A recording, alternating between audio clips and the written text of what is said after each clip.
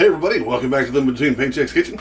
I'm Oz. Jack and Lady are still in Lake Jackson. COVID's going crazy again, so we're just social distance, make sure everybody stays safe and stays healthy. So this is something that a couple of people had asked for. I've tried it in the test kitchen. It's really nice, so I want to see how it works and how I can get it to you guys. Like I said, we're going to do sliders. We're going to do it for pennies on the dollar, man, and this is going to be great. It's going to be different, but it's going to be great. Before we get into it, be sure to like, share, subscribe, do all the YouTubey stuff, ring the little bell, and let's just jump into it. Alright, looks like a lot of stuff, but it's relatively simple. You're going to need 2 pounds of burger. Light or lean stuff is better. I got the 73 stuff, so we're going to have to dump out some grease later. We'll get to that in a bit. You're going to need some cheese. You're going to need like 8 slices per. I use Swiss and provolone, but you can just use regular old cheese or just shred it. You're going to need a little bit of salt, some black pepper, and some garlic powder because, you know, that's us. Some sesame seeds. This is an optional thing, man. Just makes it feel more like a little burger. So don't need to do that. Onion, you're only going to need about a third of this, right? You're going to need a little bit of that. And about 2 tablespoons of butter, but just butter. Mayonnaise or mustard or Dijon or whatever you're going to dress your burgers with. I'm going to show you how we do 2 of them. One or the other is fine. And then this is your important part. This is your Hawaiian rolls or sweet aloha rolls, whatever you call them. We're going to use 24. So I got 2 packs of 12 to get my 24. So I'm also going to need one of these 9x13 pans. I got it for my lasagna stuff. Don't make fun of me for the water stains on it. So get you a sharp knife, and you're going to need to cut these out of the package. Once you get here, since they're not cut, sometimes you can get them where they're actually cut. And you get you a knife and then just cut right in half as well you can. This isn't a bread knife. Bread knives are usually serrated. Random fact for the video. So they cut bad. This, it kind of puts apart. Now the top is kind of split. They're kind of split into all the little buns themselves, so they'll tend to come apart. Once you get to the bottom of this, it's going to kind of hinge. Just fold it back and just keep cutting. If you got a sharp enough knife or serrated knife, it'll just fold in half. So do that for both of those. Now get your onion. You want to take about a third of this, unless you want to do more. I don't want to do too much onion, which is weird coming from me, I know. But you don't want to overpower the burger that you got there. Get all your skin off here, especially this long fused looking piece here. Go ahead and slice that off. Any of the skin parts, just go ahead and peel those off, get rid of any of that onion paper feel to them. Just go ahead and get rid of those. These you just need to cut down to as small as possible, so it doesn't have to be pretty. Lengthwise, and spin it back the other way, do it lengthwise again as best you can. Doesn't have to be perfect, doesn't have to be pretty. You just want it as small pieces as possible. You don't want big long strings of onion in these things. Mostly because the burger's not going to be pressed into patties, which is something that I always thought these things were made into little mini patties. This recipe, just like, no, just put the burger in there. So you're going to chop up your onion as small as possible and mix it with the rest of it. Now, while I got your attention, get you a Ziploc bag for the rest of your onion. Yeah, one of these sealed ones. Now, one of those fold-over sandwich things, man. This will keep the rest of your food from tasting like onion, for your kitchen to smell like onion, and it keeps your onion safe for a little longer. All right, so get you a nice oven. Get about to medium high. Forgive my arm tattoos here. Go ahead and just throw your onion in there, and we're going to put your hamburgers in. Put both pounds in there. If you got a bigger skillet, that's fine. Mine was right at capacity, so this fits. I use my knife, and I know it makes everybody nervous every time I grab for the thing. I didn't cut myself this recipe, so I just write that down. That's going to be history. So just go ahead and pull these chubs out. It's best if they're defrosted, not frozen for this, just because it takes easier. If it's not, let it thaw, or just turn it down to about low to medium low, so it'll slowly cook and defrost your meat a little bit.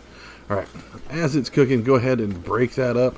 You don't want big pieces. Like I said, you don't make patties with this. You're going to break it down and cook it like you're making like taco meat. So just go ahead and just get you a wooden spoon or a plastic spoon, especially if you got the no-stick skillets.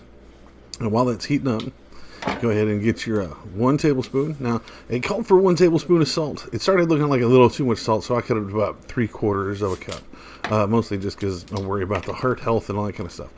Garlic, same thing. 1 teaspoon. Just go ahead and throw it in there, and then, because it's me, I added a little extra. And then your pepper. It also called for 1 tablespoon of pepper, which could be a little bit much. Now, I'm going to show this. I like getting this peppercorn grinder thing. Like, you can get it for the same price as the other stuff, but you can actually see the corns in here. But it always tastes fresher to me. It tastes better. It really brings a taste out when you do it. And you look fancy, and you get your pinky out when you're preparing your food. All right, so while this is cooking, go ahead and stir it over. You got all that seasoning stuff in there, right? Just make sure it gets a decent coat of it. and then just keep cooking it. You can kind of see where it's starting to get that pink out of it.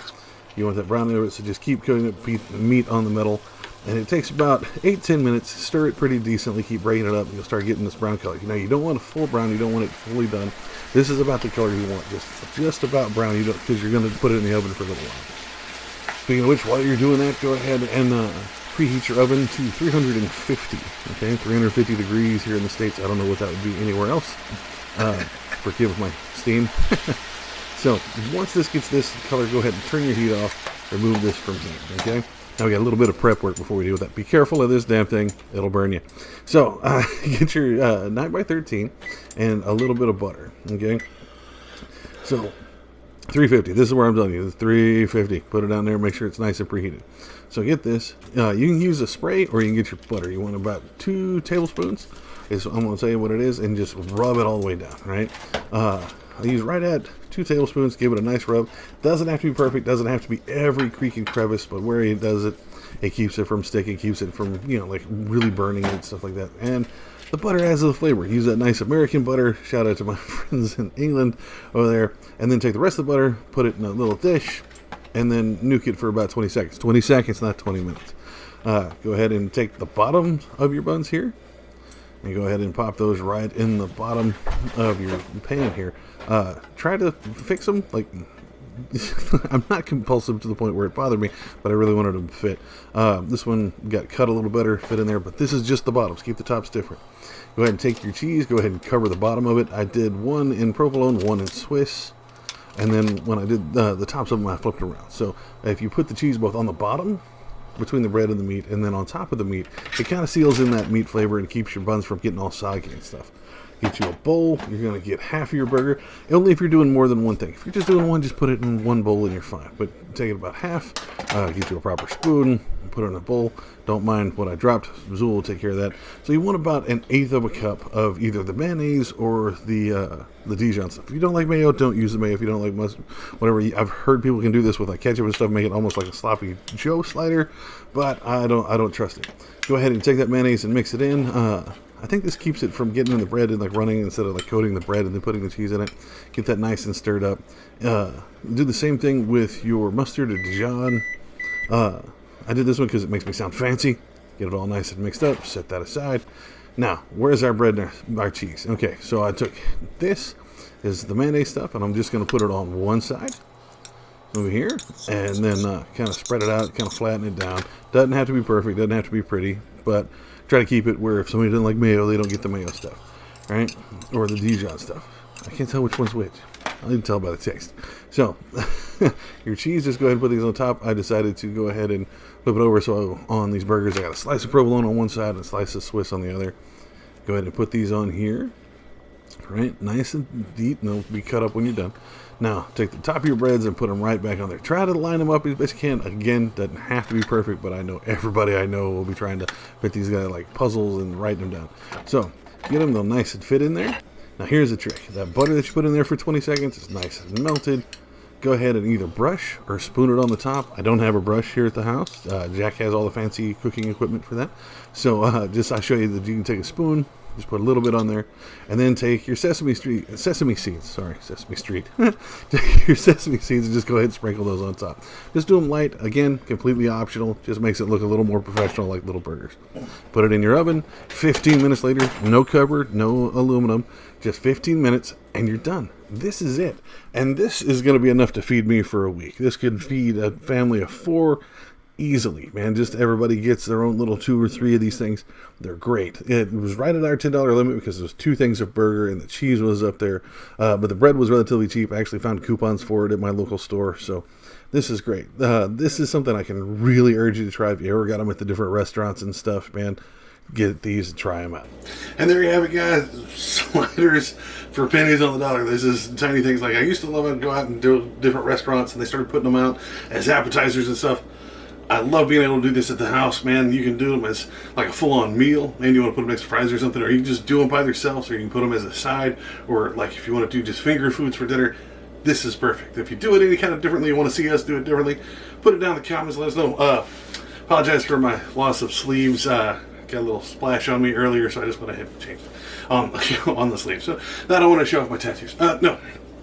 So let us know if you don't want to put it here. You want to put it over on our social media, because we're on that more than we're really here. We upload Tuesdays and Fridays, but we try to take the comments as best we can. You can find us on social media. You can find us at Facebook, Patreon, and Pinterest at Living Between Paychecks Kitchen. You can find us on Instagram at Living Between, and I'll see you next time.